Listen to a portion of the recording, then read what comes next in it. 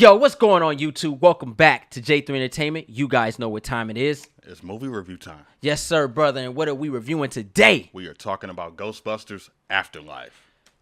Yo. Yeah. I don't know about y'all. I don't know about you. But I do know I've been waiting to watch this movie since I was 3 years old. Here we are. Mission accomplished. I've been waiting for this since I was 3 years old. We finally got our part 3 in movie form. Yeah. The video game was good. Yes, it was. Video game. Yeah. But it ain't the same. It's not. It ain't the same. Yeah. And that was kind of late, too. That was like 09. Yeah. So we're still waiting. We here. Yeah. All right. Before we get into this review, let me explain to those that are new how we like to review movies. We like to talk about the good. We like to talk about the bad. And then we break down our favorite scenes, and then we give our grade. We also spoil the film. So if you haven't seen the movie yet and you don't want to be spoiled, push that like button, subscribe to J3 Entertainment, and come back. Much appreciated. If you don't care about that, push that like button, subscribe to J3 Entertainment, and sit back and enjoy this ride. 100. Ecto 1 style. Yes. And the new one. The axle should have broke. I'm sorry. I'm saying it right now. Axle should have broke. Old technology. Anyway. Yeah. So let's go ahead and get into this movie review. Bro, where we going first? Good or Let's bad? start with the good, man. All right, let's get into the good, man. Go ahead and take us on a trip. Go ahead. First of all, I just want to say Buster makes me feel good. No, I'm kidding. It does too. I have to say Ray Parker Jr. Extreme Ghostbusters. He put a subliminal message in that. Yeah. Busting makes me feel good. Oh, man, that's funny. So, for the good, that was great. The good, I will say that this movie feels like a great legacy film. It passes the torch from a story standpoint, adventure standpoint, and then from a directing standpoint. I thought Jason Reitman did a great job carrying the torch from his father, Ivan Reitman. He was around when these movies were being made, and he really did the research and the homework, carrying that legacy and that mantle of how important the original Ghostbusters team was and the history that they left behind. All right, bro. I agree on that. Yeah. A good for me, it has to do with Jason again, is how he kept that practical effects mixed in with the new effects. I thought it matched up very well. It was kind of like the cleanup version of the Ghostbuster original. Like, yo, I'm gonna show you guys how we visualized it, but we didn't have the bread back then. Right. And he was able to really bring that to life without making me feel out of place. Like, let's just say if they Walt Disney me back in 1989 and I had to come and I was unthawed now. Demolition Man style, there we go. Right? Yeah, Simon Phoenix. And I came back to the front center right now and I was watching Ghostbusters at 3. I wouldn't notice anything but cleaner graphics. Okay. So I love the blend. That's fair. It was dope. All right. I will say I liked the kids in this movie. I thought the chemistry was great. The acting was great. Everybody delivered their roles. It was a lot of personality, a lot of charisma, a lot of heart, a lot of soul. I enjoyed that this movie made me feel like a kid again. It is a true Amblin experience. For me, I agree everything you're saying, bro. You ain't lying. The nostalgia factor about this movie was very emotional. Yeah. And for them to bring the emotions in a Ghostbuster movie, you know, growing up watching these films and still to this day watch them on a religious base. Yeah. You know, you feel like these are your grandfather or your dad. You know what I mean? Like these Ghostbusters been in my house since I can remember. So it was very emotional watching this movie from a new standpoint and an old school standpoint because I'm watching the torch being passed. And I'll explain in the scenes what I really mean about that. It was very emotional driven. I felt like a kid. At the same time, I felt relieved. Heck yeah. I was like, thank God. Yeah. I will say there was a moment in the movie where I was like, okay, we're getting not only Ghostbusters lore and history, but we're getting an expanded universe of Ghostbusters too. Yeah.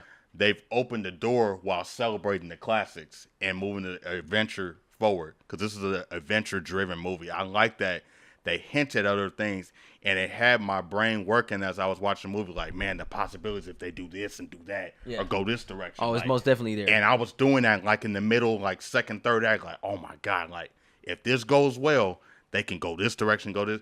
It allowed me to use my imagination more, just not only as a Ghostbusters fan, but just as a movie viewer.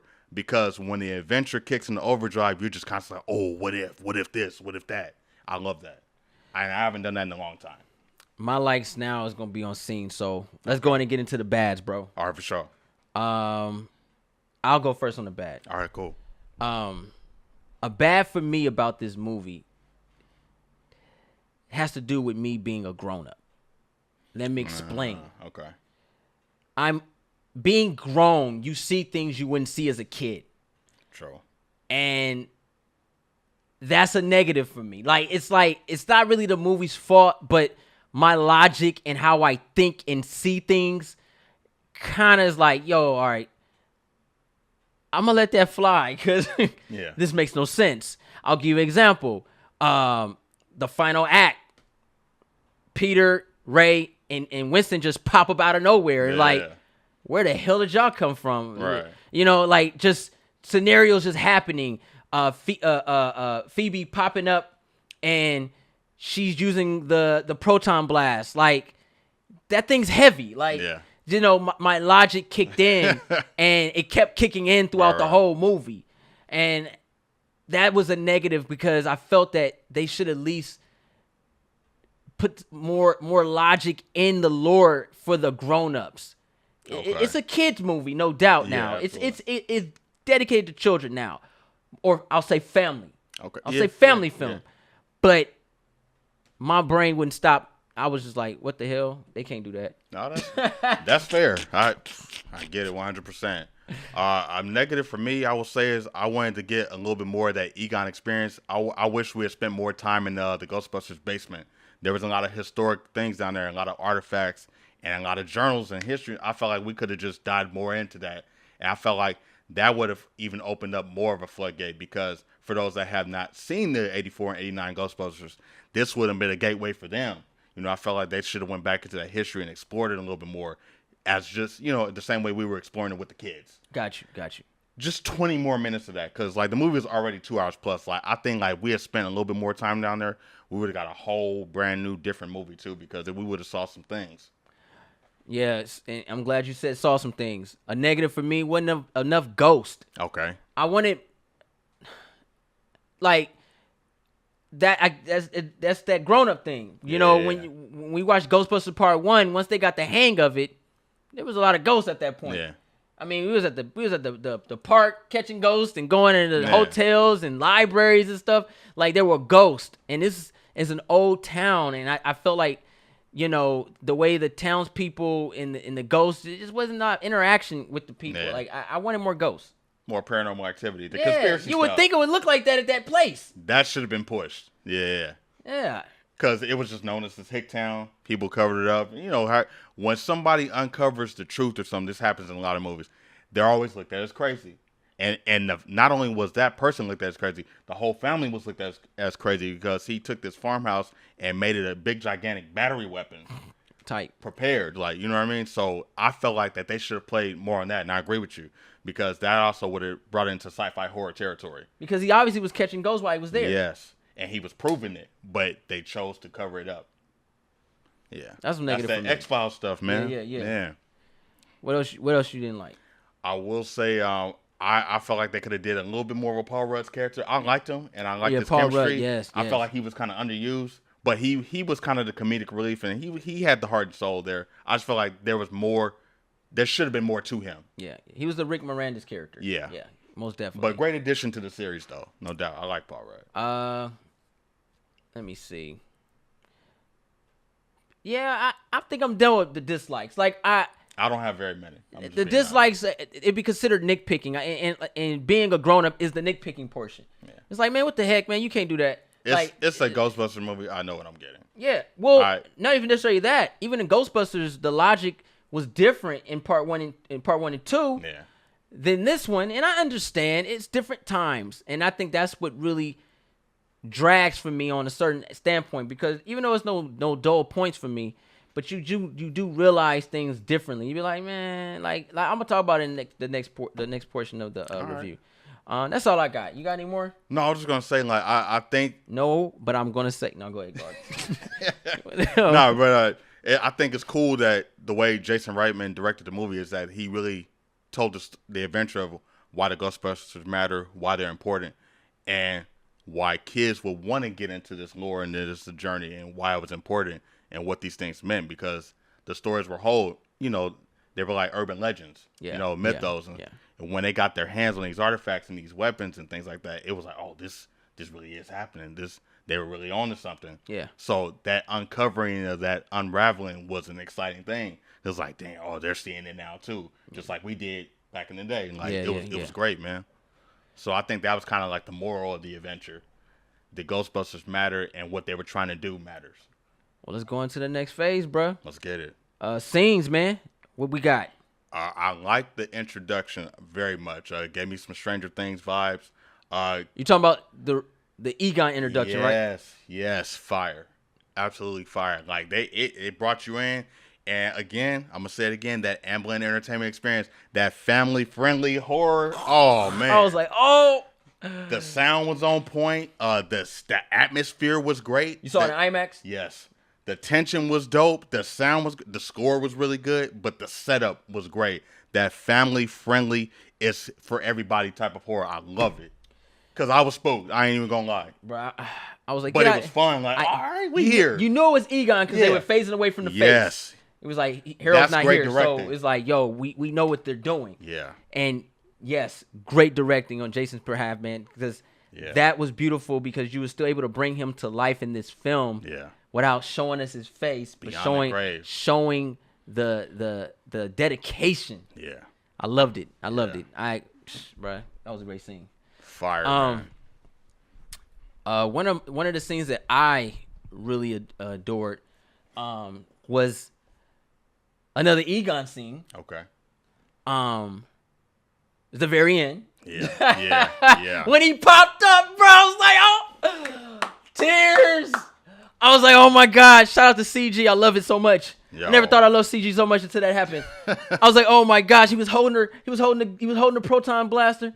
He was like, I got you. Yeah. Grandpa, I got you, baby. Yeah. I got you. Let's toast this ghost. Yeah. I thought he was gonna get caught when the trap went. Yeah. I was like, oh. I was like, is he going in? Like, bro, that was so dope. And then when he's standing next to his bros, man, and Winston was like, yeah. You see this? I felt some kind of way. That was it for me. I was done. And I'm admitting that. Like, I was done after that. I was gone. The waterworks came. Bruh. I was done. I looked. Yeah. I was sitting between my kids, my daughter on the right side of me and my son on the left, and I'm watching them at the edge of their seat watching this, and I'm like, yeah. And they always get you with that music, that dun-dun-dun. I was like, ah. That was one of the most epic scenes of that whole movie for me, man. Yeah. And he just popped up, dog. I loved it. It was an epic dedication too, but also a pivotal moment in the movie, showing that how important this man was and how he was the expendable asset to the Ghostbusters, and he was the one that kind of formed everything and brought it together and made the rest of the team believers. But you see the history and legacy, and then you see the ghost, the man himself, come back at the end. It was a full circle experience. There's a lot of emotions in this movie. And they really gave closure to Egon. Yeah. So moving forward, I think he's going to be spoken of even more.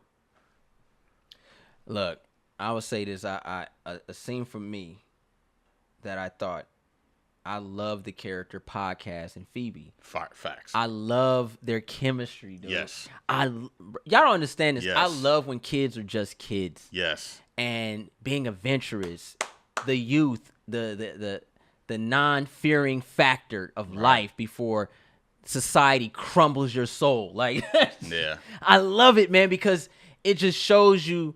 I don't know how a lot of people grew up, and I've been talking to people about this because I watched the Clifford Big Red Dog movie, and I asked questions about kids and stuff, and I got my own. I'm like, kids really act like that? And people are like, yeah. And I'm like, what the hell?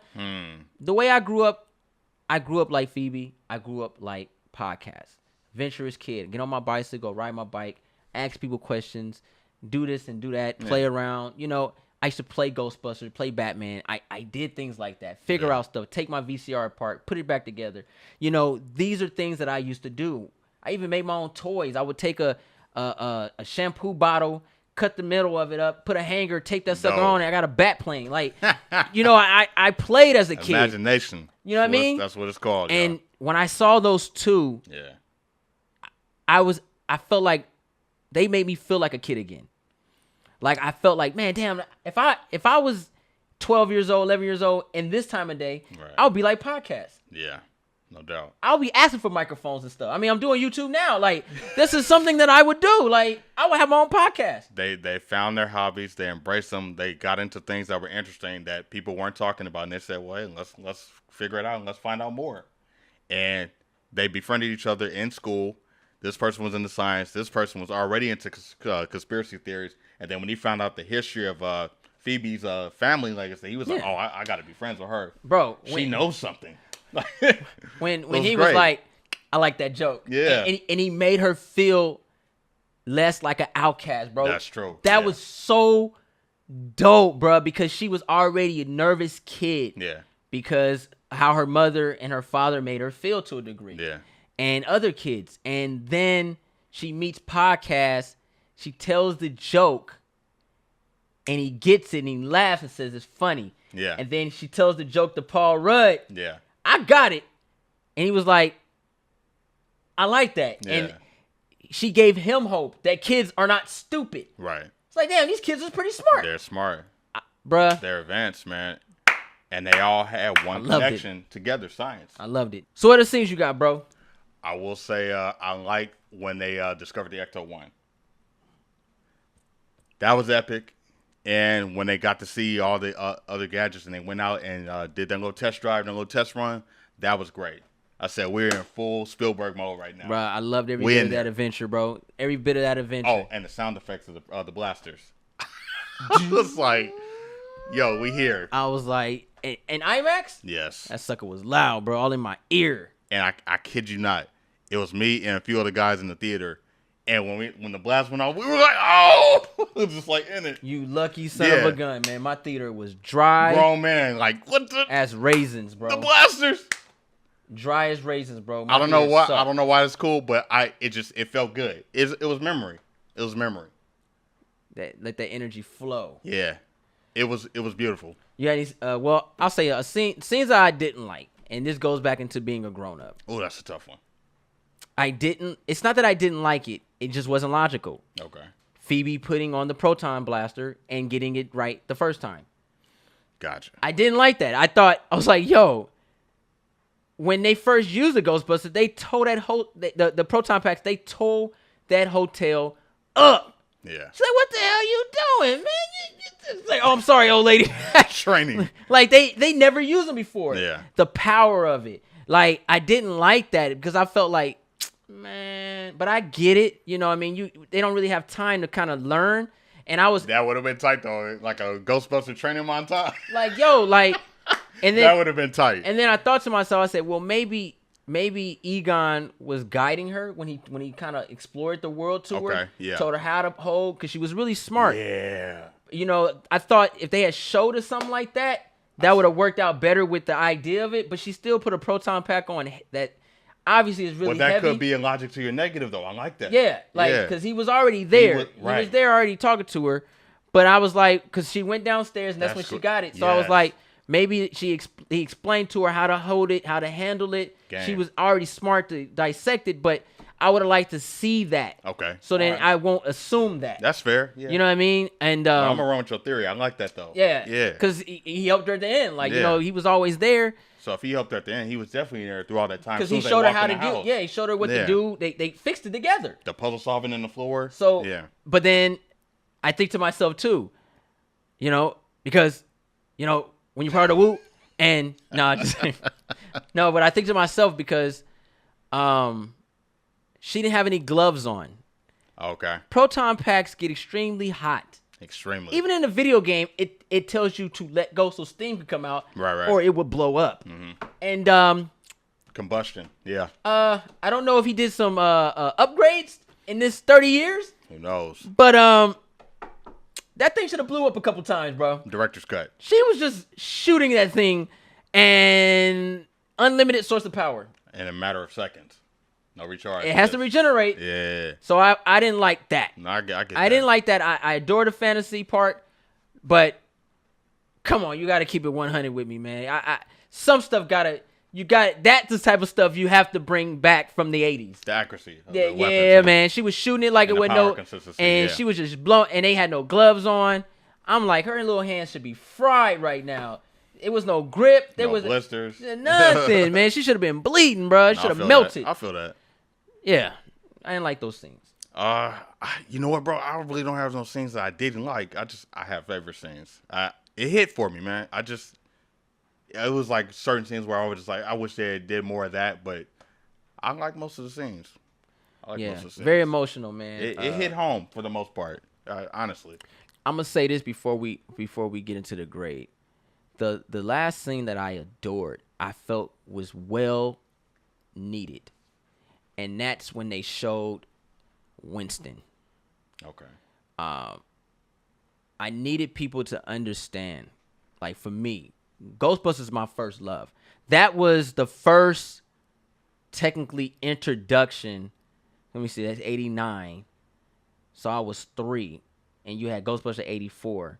So Ghostbusters technically is my first love. Like 89 was a big year for me, right? Because we had The Simpsons. Yeah. Batman. Yeah. Ninja Turtles was coming out in 90. Mm-hmm. You know what I'm saying? And granted, in 89, you got the trailers. So yeah. you had a lot going on in 89. And seeing a man of color, Ernie Hudson, part of an epic team like Ghostbusters, y'all. These are ordinary Joes, man. For real. Nothing taken. No offense taken. And Winston was part of that squad. Yeah. And I was able to see a man of color, a brother, get stuff done. Facts. Right? I love it. I love every bit of it. Soul too. I love every bit of it. That dude. Yeah. As long as I have a steady paycheck, I'll believe whatever you want me to believe. That's a real man. The realest you ever hear in your life, right? So when they finally gave us Winston after the fact, 30 years in the game, and they said that he invested in I guess stocks and bonds, and he made a corporation and made millions. He's worth a lot of money. And even though the Egon was very emotional, for me, really touched home was seeing that when he went to the Ecto-1, he was like, "What have they done to you? Yeah, we're gonna get you back. We're gonna get you right." Yeah. And he took it back to New York. Mm-hmm. And Janine went and was talking to him, and he decided he bought the firehouse back. Yeah. He made sure Ray's bookstore stayed in place. Yes. And then I thought to myself, wow, so he was paying Egon money even after the fact of them not even believing. Right. He believed in his brother so much. And they finally showed Winston. He supported him. Yeah. Was really the backbone of the team. Yeah. He really was. Because he was always there, even in part 2. Yeah. Peter left. Right. Egon got another job. It was Ray and Winston doing birthday parties to make ends meet so they could keep the firehouse, bro. Yep. Investments and brotherhood. That's bro, what it was. That touched me right there. Yeah. Ernie Hudson, for me, is the MVP of this whole thing right here, man. For sure. It just worked for me, man, because I feel like he gets overlooked in the Ghostbuster franchise. He does. And Ernie Hudson has always gave 100% in every Ghostbuster interview, movie. Yeah. Anytime you see Ernie Hudson, he's always there, man. And shout out to him, man. That it takes me back, man. That right there is the first black hero for me that I've seen on screen. No, I like that. It was Ernie Hudson, man. Ernie's legend. And I still to this day, and I always say it, Ernie Hudson should be Lucius Fox in the next Batman movie. Word is bond. Now, where's my credit card? I want to see that. Let me get these grades on out. Let's go. I want to go first, bro. Handle, man. Ghostbusters was a hell of a ride for me. It took me back and it brought me here. It was not just a passing torch of film. It was a passing torch from a father to his kids. Okay. For those out there that have kids, you'll know what I'm talking about. Sitting there watching my 5-year-old son and my 11-year-old daughter at the edge of their seats watching this Ghostbuster movie, asking me questions, interrupting me as I'm trying to be a kid. Right? That's awesome. And I'm watching my son, and we leave the theater, and he says, Dad, I want a ghost trap. I almost cry. I want to cry right now. Epic. Because I had one. It did its job. It's dope. Yeah. I'm going to give Ghostbusters 4 stars out of 5. It ain't a perfect movie, but damn it, it's a family-friendly, beautiful film. And I love every bit of this movie, man, and I can't wait to buy it on 4K. For sure. I'm going to jump off of what you said, man. Ghostbusters Afterlife was a Spielberg experience, Amblin Entertainment experience, a good legacy film, heartfelt, brought the emotions. The dynamic characters came back. We got new likable, lovable characters. It left the door open for a sequel, and it left me begging for a sequel and wanting more in this Ghostbusters universe. I'm going to give this 4 stars. I had a blast. And I'll be buying the Blu-ray too. Yeah. You need to get step up to 4K quick. Yes. Yes, I do. And but we need support. And we do need to get Extreme Ghostbusters and the real Ghostbusters on 4K. Yes. Yes. With some deleted scenes. Like, let's just Ghostbuster fans out there, let's get this. Hashtag Extreme Ghostbusters. Extreme Ghostbusters. Let's get it. And I want to throw this out too before we leave. I know we probably go a little longer than we usually do, but this one was real emotional. I want to say this. I love the fact that they intertwine Casper the Friendly Ghost with Ghostbusters, because you guys remember in 95, Ray Stantz went and he went to go capture the ghost. And he said, who you going to call? Somebody else, right?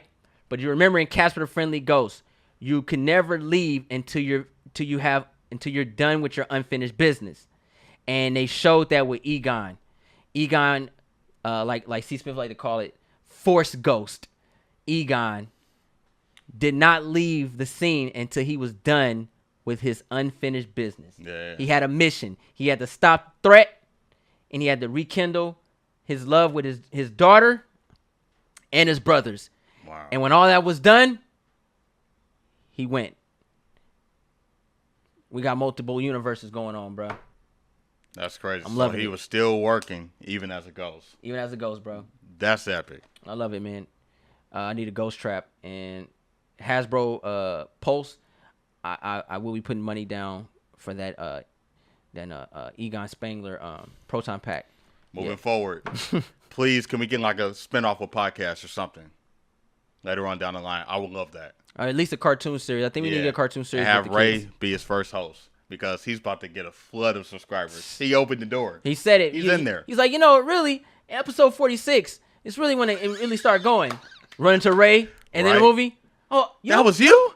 In episode 46, you really started going. Bruh. That's tight. And now the kid has stories to tell because he was in the house. And he got Marshmallow too. Game. Stay Puft got him too, bruh. The mini versions. Bro. They were funny, bro. I'm sorry. That fool was cooking his homie, bro. That was hilarious. All right, guys. If you're new to the channel, go ahead and push that subscribe button. Thumbs up this video. Don't forget to share Instagram, Facebook, and Twitter. If you guys watch Ghostbuster Afterlife, I would love to know what you guys thought about the film and what you guys give it as a grade. And please, guys, keep it friendly, man. If somebody didn't like it or they liked it or whatever, then you got to chop their head off. You know what I mean? You got to send them to Gozer. You know what I'm saying? Like, you know what I'm saying? Yeah. Shout out to J.K. Simmons for showing up. Facts. And Bokeem for just popping in there, bro, one time. Love it. Oh, that's something else. I just thought of something else with Bokeem. But anyway, dope. If you guys know who I am, I'm J3. I'm Ronin Shogun, man. Ninja Assassin. Ghostbusters. Or Doom Do. Ray Egon. And we out, guys.